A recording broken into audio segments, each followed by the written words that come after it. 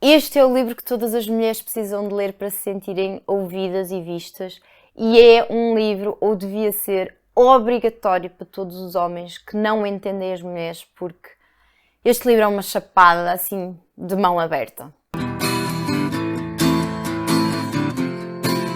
Kim Jung. Se fôssemos traduzir este título, Kim Jung, para português de Portugal, significaria Maria Ninguém, e vocês já vão perceber porque é que a autora deu este título a este livro.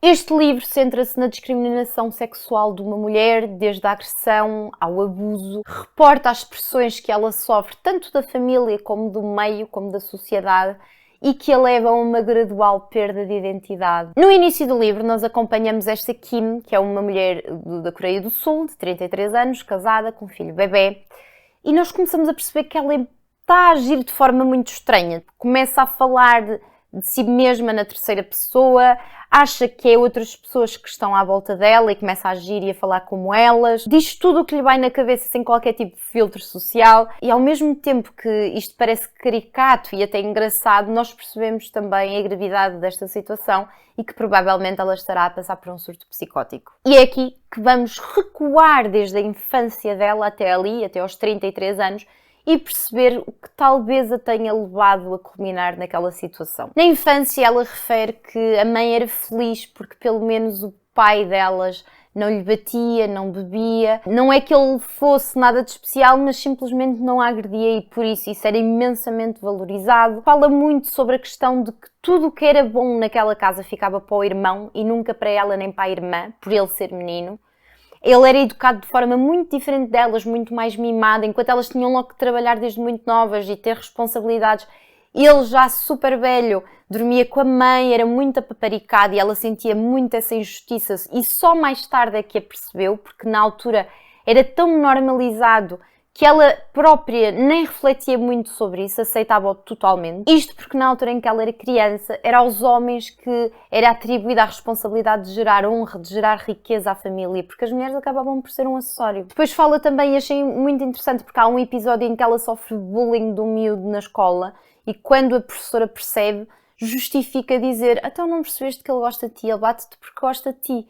E esta ideia tão enraizada de que a forma como os homens mostram que estão interessados é através da violência, muito interessante também. Depois já na adolescência, fala aqui na parte da vergonha associada à menstruação, que eu achei muito interessante, do assédio que se sofre constantemente e principalmente há uma situação que me traumatizou até, em que há um homem que a persegue e ela consegue fugir e quando finalmente o pai vai ter com ela, a primeira coisa que ele faz é acusá-la, não defendê-la, mas sim acusá-la, atribuir-lhe responsabilidade dela ter sido perseguida por um homem. Ela era uma miúda, já nem sei bem a idade, mas era tipo 13 anos e isto traumatizou-me. Entretanto, ela vai crescendo, arranja um namorado, entra para o mercado de trabalho, ela é completamente apaixonada pelo que faz e então isso é muito giro de se ver, até a forma como ela encara o trabalho, pequeníssimas coisas, pequenas responsabilidades que lhe são atribuídas para ela é tipo brutal.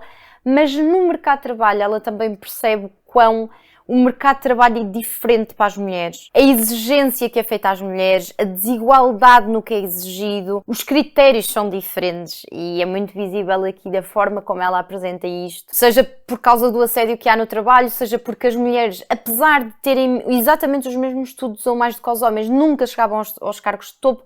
E depois outra parte que aqui sim é o início do fim para esta protagonista, que tem a ver com as baixas de maternidade. Mal ela engravida, os colegas começam logo a assediá-la no sentido de ela tinha direito, acho que era a chegar uma hora depois e ela efetivamente até chegava uma hora depois, mas saía uma hora depois, portanto ela acabava por cumprir exatamente as mesmas horas do que os colegas homens, mas eles estavam constantemente a mandar-lhe bocas de ai, agora que estás grávida, agora que é, este tipo de pressão constante, quando ainda por cima ela tem uma gravidez que passa aos 9 meses mal, enjoada e não sei o quê, é complicado e ela fala aqui em números, eu não vos sei dizer o número de cor, mas eram números atuais, tipo de 2014, 2015, em que ela refere que acho que é 1 em cada 5 mulheres na Coreia do Sul deixa de trabalhar quando se casa ou quando engravida, porque de facto é impossível. Toda a logística recai sobre a mulher, todas as responsabilidades do casamento, da casa, dos filhos recaem sobre as mulheres e para elas torna-se impossível continuarem a lutar por uma carreira, pela sua independência, pela sua autonomia. E efetivamente, quando ela finalmente tem o bebê, ela vê que a vida dela muda toda. Ela deixa de trabalhar, porque eles não têm possibilidade de colocar o miúdo numa creche, e sente-se completamente injustiçada porque tudo na vida do marido se mantém igual, como se ele nunca tivesse sido pai. O corpo dele é o mesmo, a carreira dele é o mesmo, os círculos sociais, a vida cotidiana do marido é a mesma, enquanto a dela simplesmente evaporou-se. Ela não consegue digerir isto.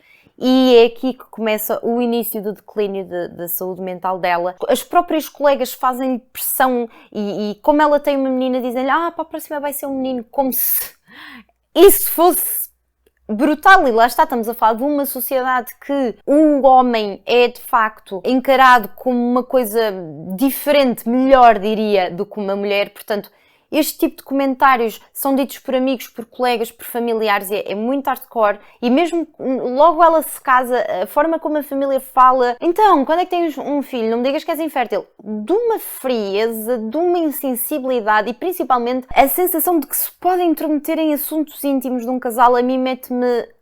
Fico irritada, fico agoniada, porque ninguém sabe efetivamente a vida íntima do outro. E são coisas que nós presenciamos em qualquer parte do mundo, nomeadamente em Portugal. Hoje, a forma como a sociedade acha que pode falar da intimidade de uma mulher, seja no casamento, seja no pós-parto, seja na gravidez, é agoniante, por amor de Deus. Estamos em 2024. E aqui é mesmo revoltante as coisas que lhes dizem. E há aqui um episódio que me traumatizou, eu fiquei mesmo doente. Ela no pós-parto, como cuida da roupa, da casa, da comida, do bebê, tudo sozinha, ela começa a ficar com muitas dores nas articulações e decide ir ao médico. E o médico, basicamente, quando ela se queixa, faz-lhe um comentário qualquer como: as mães de hoje não aguentam nada, antigamente as mulheres eram muito mais fortes e nem se queixavam. E é que isto para mim é chocante e engraçado na mesma medida, porque eu sei que há médicos hoje, em Portugal, que fazem estes comentários. É de uma ignorância, de uma incapacidade de empatia e principalmente para mim é a injustiça. É a injustiça de como é que duas pessoas decidem ser pai e mãe e tudo recai sobre a mulher, que ainda por cima está a passar uma fase complicada de recuperação física e psicológica. Obviamente que ia correr mal e foi exatamente isso que aconteceu. Também ela tem uma pessoa próxima que morre e depois há uma série de coisas externas que, juntando a isto tudo, fazem mesmo com que ela perca a cabeça, e é exatamente isso que acontece. É um livro que qualquer mulher em qualquer lugar no mundo se vai identificar. Apesar disto, obviamente, falar muito e tem imensas referências e dados estatísticos à Coreia do Sul, infelizmente é um livro que qualquer uma de nós se consegue identificar. É um livro que nos deixa zangadas, mas principalmente que nos faz sentir vistas. Pelo menos eu senti muito isso de: alguém está a falar sobre isto não é da minha cabeça, isto acontece em todo lado.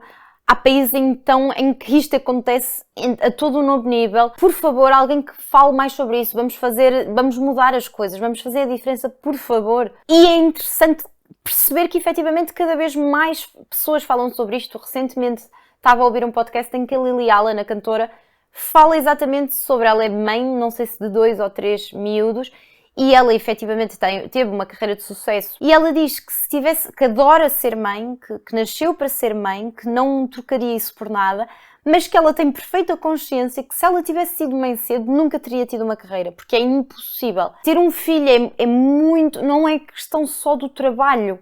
Muda a nossa cabeça, muda os nossos hábitos, muda as nossas prioridades. E efetivamente recai muito sobre a mãe. Enquanto os pais conseguem ter imensos filhos e uma carreira, como dizia a Capicua, a mãe é diferente e infelizmente ainda é diferente, e cabe-nos a nós mudar isso. E este livro, ele saiu em 2019, se não estou em erro, na Coreia, e ele teve um impacto tão grande que deu origem a um movimento feminista chamado 4B, em que as mulheres que pertencem a este movimento defendem 4 bases. E estas bases são: não relacionar-se com homens, não casar com homens, não ter sexo com homens e não engravidar. E este movimento está a ter tanto impacto na Coreia do Sul que as taxas de natalidade estão assim, olha, em declínio. E sinceramente isto não me choca nada, porque é a forma delas de se libertarem da opressão, seja sexual, seja psicológica, social. Finalmente as mulheres querem um bocadinho daquilo que os homens sempre tiveram e têm. e estão a lutar por isso, e efetivamente isso vai ter mudanças muito grandes, até na democracia coreana. É esperar para ver, eu vou acompanhar. Se não leram um livro, deem uma vista de olhos, ele é muito acessível, é muito direto até, não há assim um grande liricismo à volta deste livro, mas é chocante, é interessante e sinceramente é quase uma denúncia. Isto porque o livro também eu creio que é semi-biográfico, porque a própria autora passou por uma depressão pós-parto quando teve o filho, portanto eu acho que isto é muito autobiográfico, na verdade, é basicamente ela a espelhar as suas experiências, que são as experiências de milhares e milhares de mulheres pelo mundo fora. Se já leram ou estão a pensar ler, digam-me aqui em baixo. Beijinhos e até a próxima segunda-feira.